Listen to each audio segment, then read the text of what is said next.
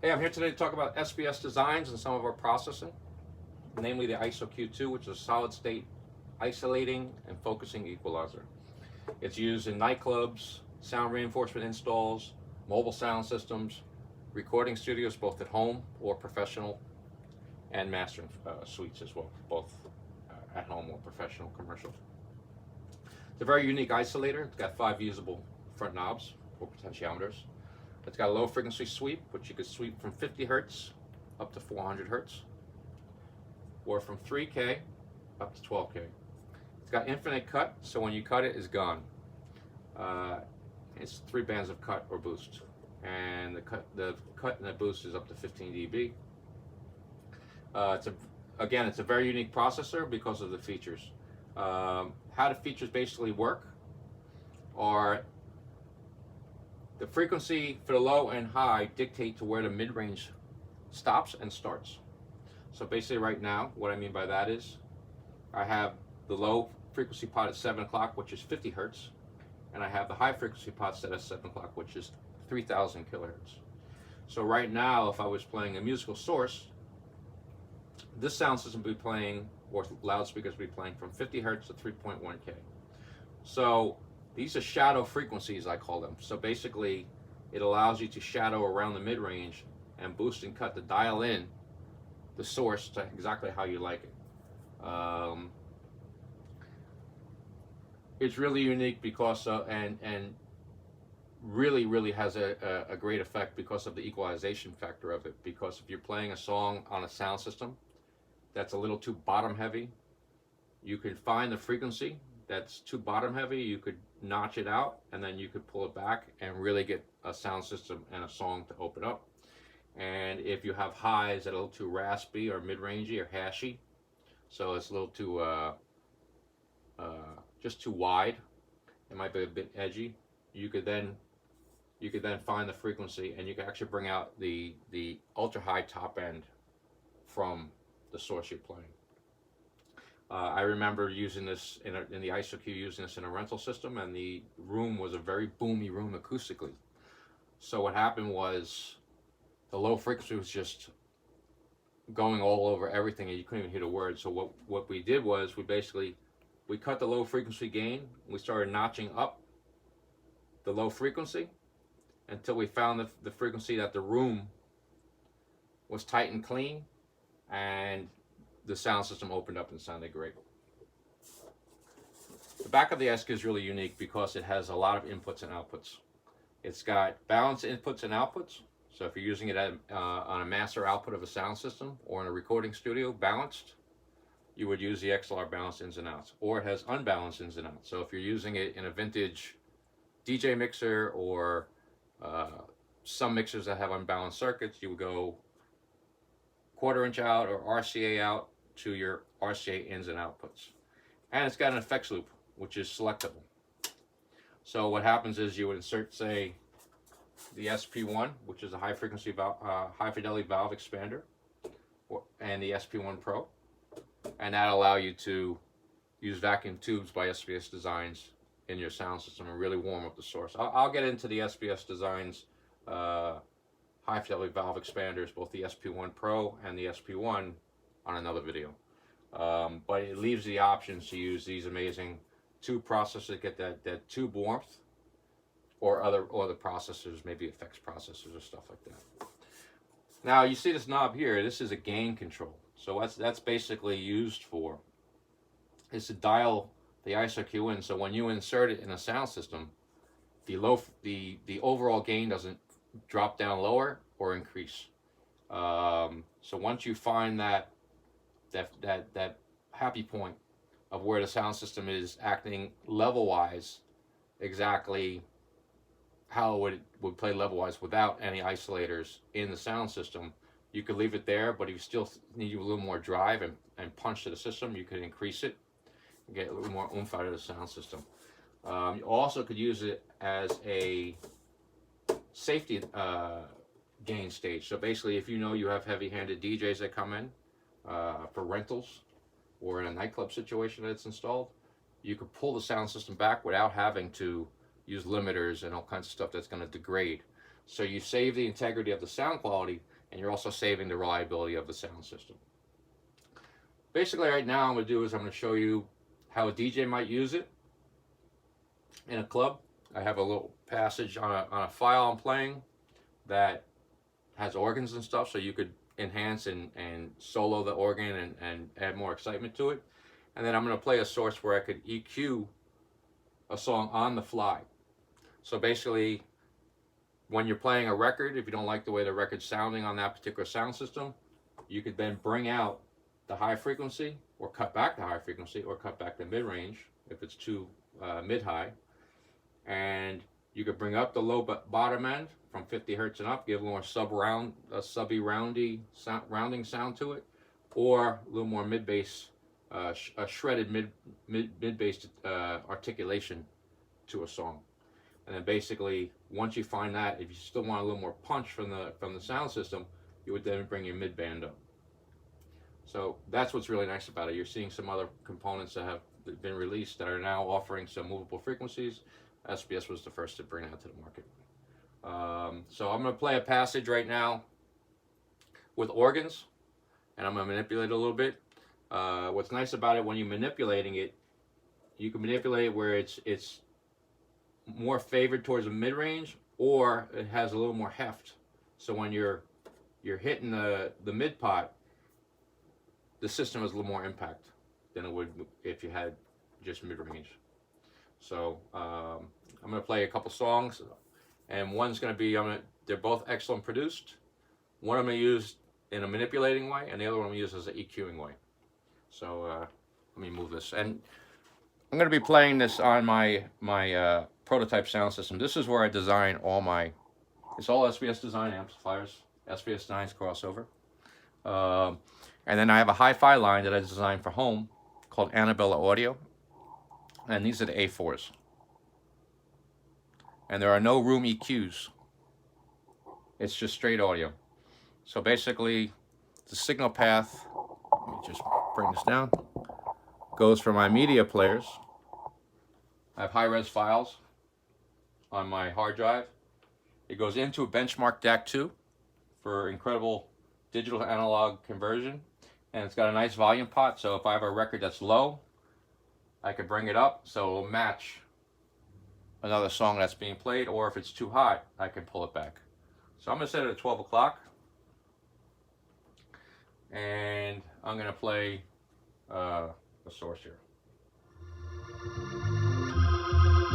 So here we have an organ. I'm not going to play it too loud. And here's the SP1 Pro. So again, I'll get into that another time. But for now, we'll talk about the ISOQ. This is the prototype ISOQ. So basically, let's go back. Let's set it up where I'm setting up the gain stage. It's in my loop here, so I'm going to bypass it. All right, so as you see, there's no effect. There's none in the sound system, right? So I'm going to go to the gain on the back of the ISOQ, and I'm going to pull it down. So when I insert the ISOQ, the volume is going to drop.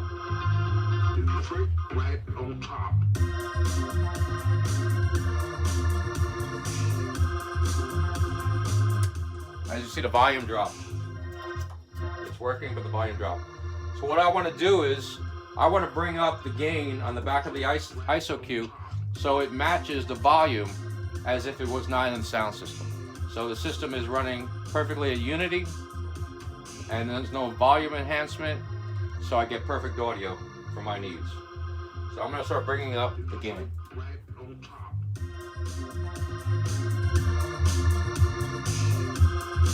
So right now I'm all the way up.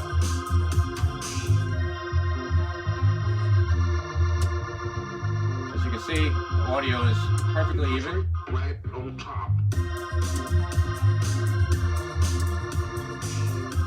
That's off. That's on. Okay. So now we have the gain set perfectly, so my system is not dropping off in frequency, or it's not being enhanced by frequency in the circuit. It's perfectly unity. So now I'm going to now cut 50 hertz out. I'm going to wait for the beat to come back in.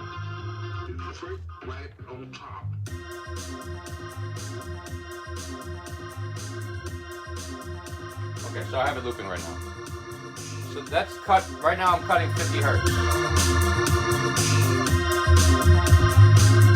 That's with an off at 12 o'clock. So I can now enhance and play with the organ. And then come back in with the sub bass and kill the crowd with the low end. Now, it's going to be very, by doing it with only cutting at 50 hertz, when you do the sweeping, it's going to be a lot of foundation, so it's going to be big impact. If I want it to be more mid-range where I'm kind of just soloing the organ, I would sweep it up to 400 hertz.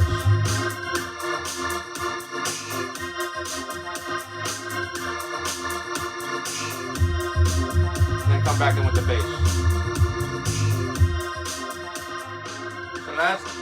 So right now I'm playing from, because I have the pot for the low frequency at 5 o'clock, which is 400 hertz, and I have the high frequency crossover pot at 7 o'clock, that's 3K. So right now, I'm playing from 400 hertz to 3K. So now I'm going to bring up what the low frequency gain and the high frequency gain, which I call shadow frequencies, and I'm going to bring out the rest of the track. So if I want to add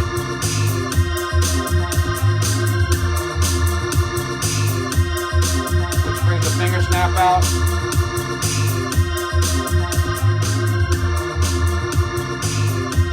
So you get all the high frequency, you hear a little more effects when you bring up the high frequency.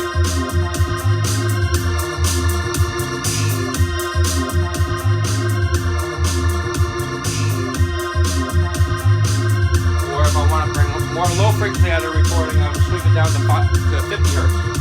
And that'll give me a little more rounded foundation. So that's basically if you were how you would use the ISOQ in a manipulation kind of way. I'm going to play a vinyl now. So basically, if I'm using it as a sound engineer in a recording studio or in a fixed installation, and I put the ISOQ in the rack because you're using mixers with tone controls and all kinds of features to bring out and manipulate songs on the fly. The ISOQ has a great big benefit being in a master output of a mixer. So basically, in a live PAs where you're doing bands and stuff like that, you could also use the ISOQ on the fly EQ to kind of work with the room situation and get through the gig as great as possible. Also, in a nightclub sound system, again, if you have songs that aren't sounding so great because of the file quality that they're playing or the way they're handling the system, you could then EQ the songs on the fly. So right now I have everything at 12 o'clock. I have the low frequency pot at 7 o'clock, which is 50 hertz, and I have the high frequency pot at 7 o'clock, which is 3.15K, 3K. So now I'm going to play a song, and I'm just going to EQ it on the fly. So let me go here.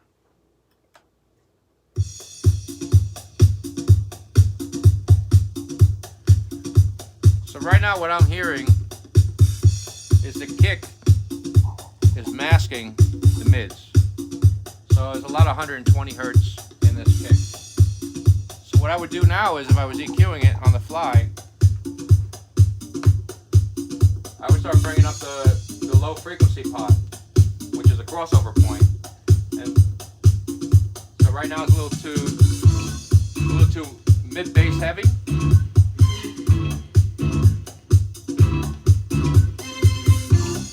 I'm at 1 o'clock right now, which is probably around 150 to 200 hertz. So now I can start rolling the gain back.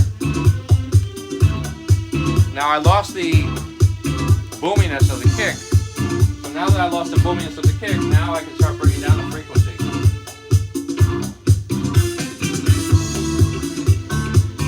So I can find a happy point.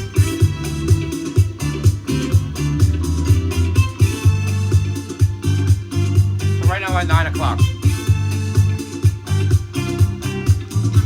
So right now the attack isn't so strong. I'm at about 11 o'clock on the bass gain, and I'm at 9 o'clock on the low frequency. So I've lost that boominess.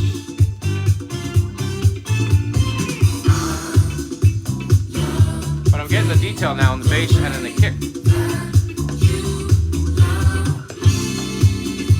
So it allows you to use it as a focusing equalizer. So it poses two applications: as an isolator in a live application for a DJ or a nightclub DJ booth, or at a master out of a sound system, or in a recording studio. The same philosophies of EQ in the song on the fly you would use it in the recording studio. I want to make it a little more leaner, so sending up the frequency.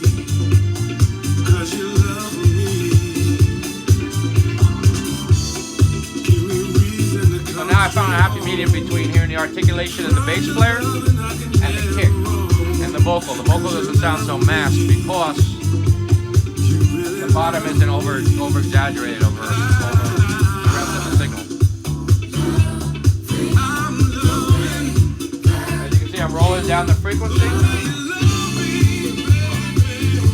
A little too hard sounding for me, so what I would do is I would roll this up. Now if I want a little more punch now, if I want a little more punch and delivery, now I'm going to bring up the mid-high. I'm sorry, the mid-range.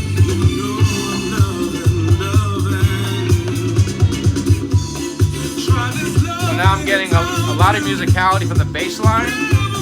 The vocals got a lot of more rounder weight to it, and it's more impact. Now I want to work on the highs, because I'm boosting mid-range frequency. Now I have to bring up the high end. So if I want a little more finesse, I'll start tweaking up the high frequency crossover point. Probably around 2 o'clock.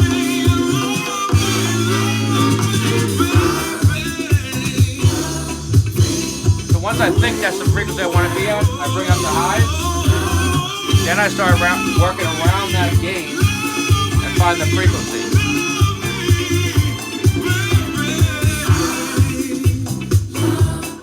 So that's my happy point at this quick second. Now I'm going to bypass this processing, and you'll hear the song without EQ on it, as much as you can through the video.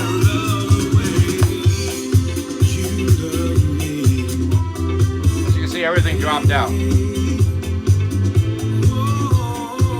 I'm going to move the phone so you can see the speakers and maybe get a better listening. So right now, this is no processing whatsoever. Everything is bypassed. This is just mixer, preamp, crossovers in the rack, and amplifiers to loudspeakers. And of course the digital media is being, the vinyl is being played. So right now it's playing, there's no processing on it. I'm going to engage the effects loop. The whole system opens up, you get finesse, you get detail on the low end, and you get a really nice option to really work with a song that might not be cooperating with the song, the sound system you're playing it on, or in a studio. You're going to use it to master your recording. You use it at the last stage. You also could use it on different components in the portions of a mix down, on your bass line. So you could patch that to just the channels that run your bass line, your kicks.